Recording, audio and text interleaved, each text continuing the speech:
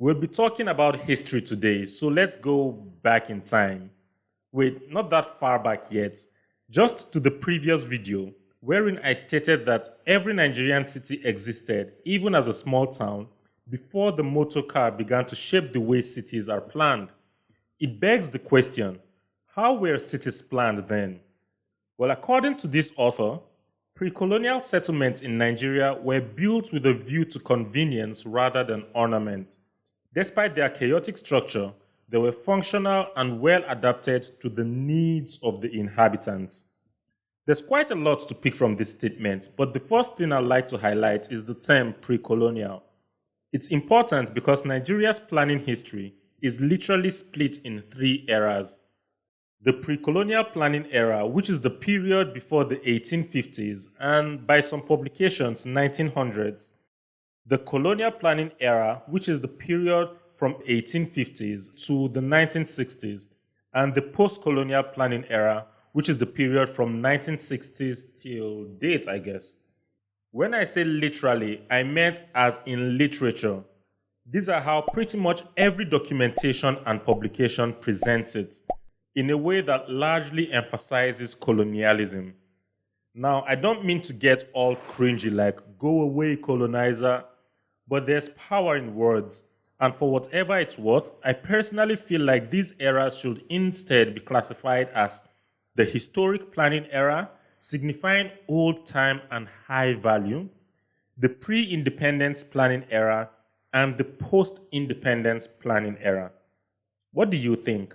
Anyway, in this video, we'll briefly go over how planning was done during these periods. Briefly because it will be impossible to go in-depth in a 10 to 15 minute video or however long this turns out to be. So this may become a series where the different periods will be explored to more detail in subsequent videos. If you don't want to miss that, subscribe to this channel and share any information that may help the content or any feedback you have in the comments. That said, welcome to Nigerian urbanism.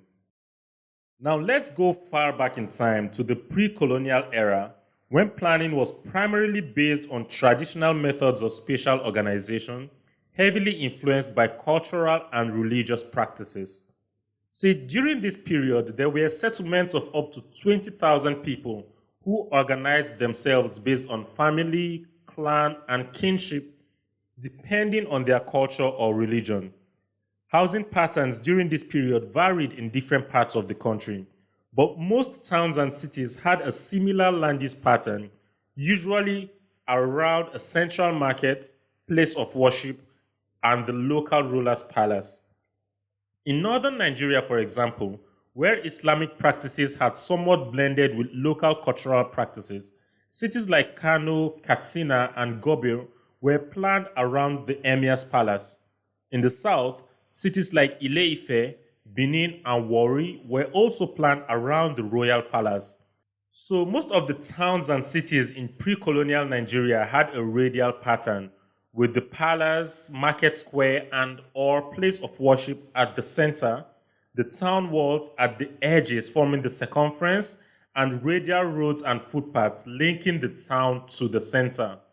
Evidence of this pattern of planning is still visible in these cities today, like in Benin, where pretty much all major roads coming into the city lead to the palace of the Oba, or in Kano, where the emir's palace is at the geographic center even after centuries of urban expansion.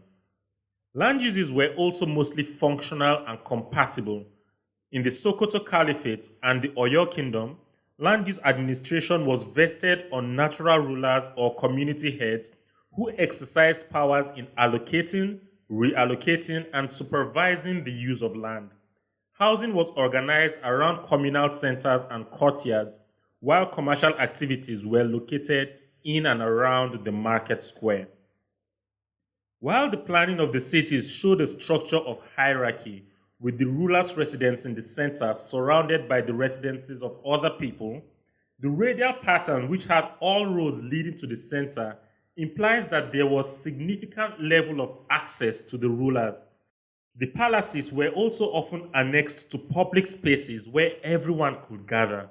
For example, in northern Nigeria, the Dandali forms part of the oldest feature of the cities.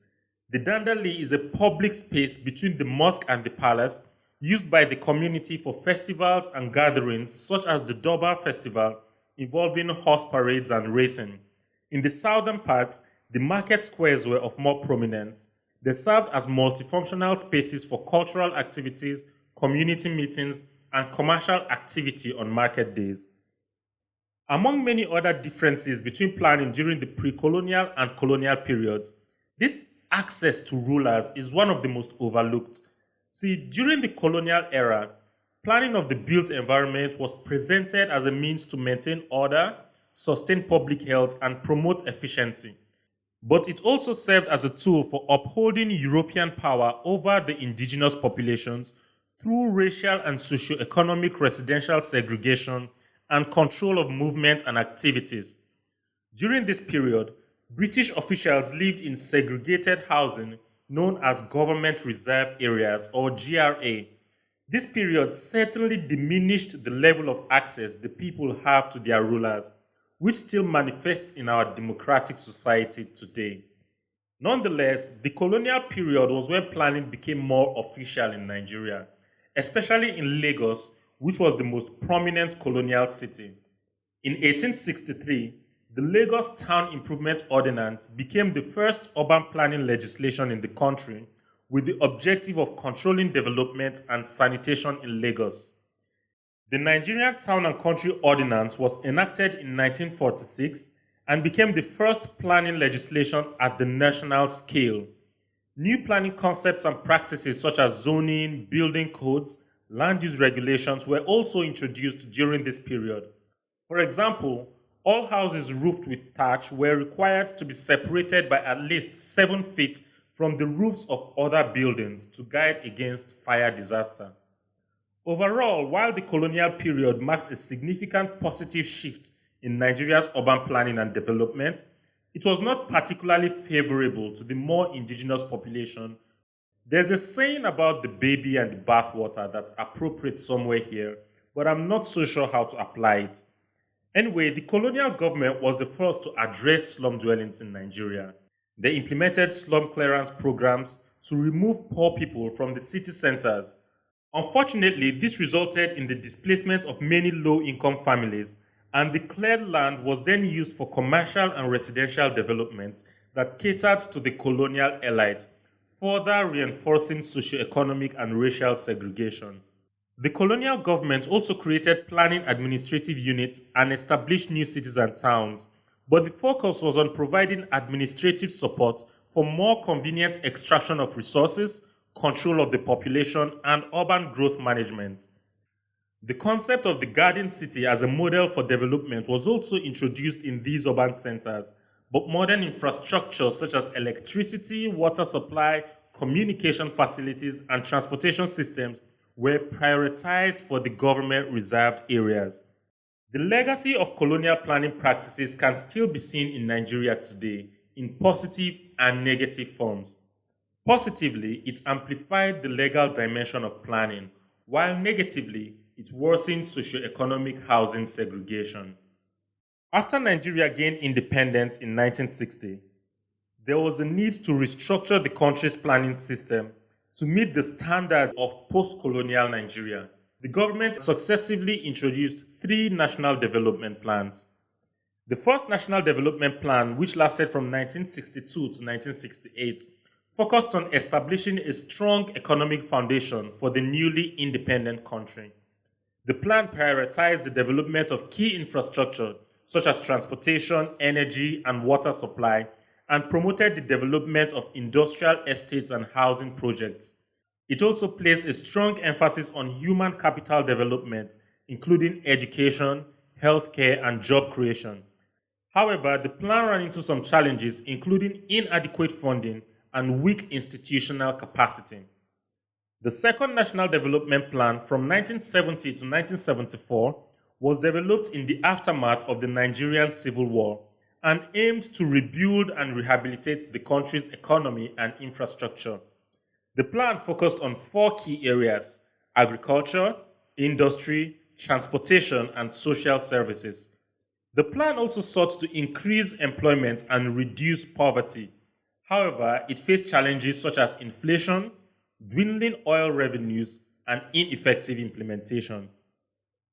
The Third National Development Plan from 1975 to 1980 sought to accelerate Nigeria's economic growth and development, improve the country's standard of living, and enhance its international competitiveness.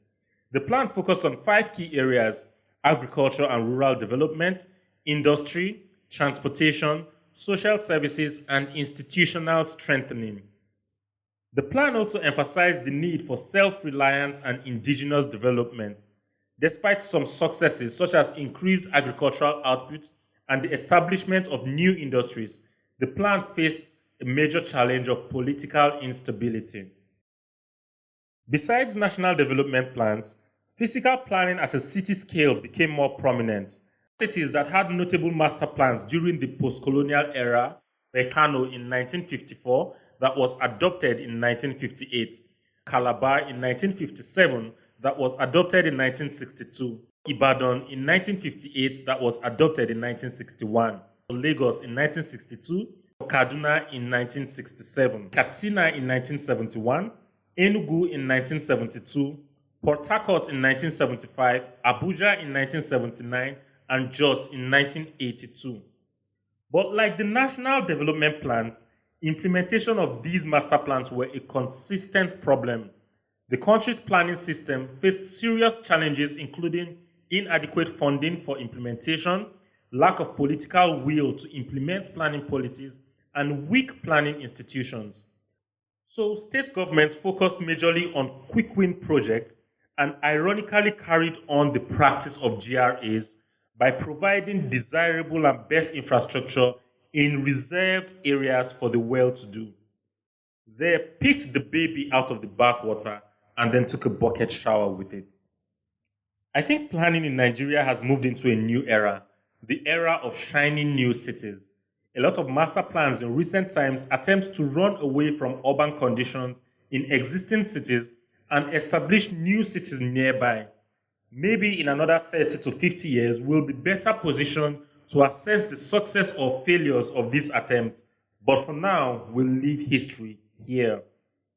Do you know any other key points in the history of planning in Nigeria that I may have missed? Please don't hesitate to share them in the comments.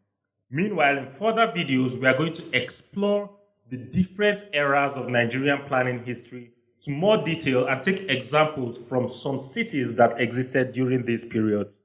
Subscribe to this channel for more content on Nigerian urban planning and share this video if you like it. See you next time.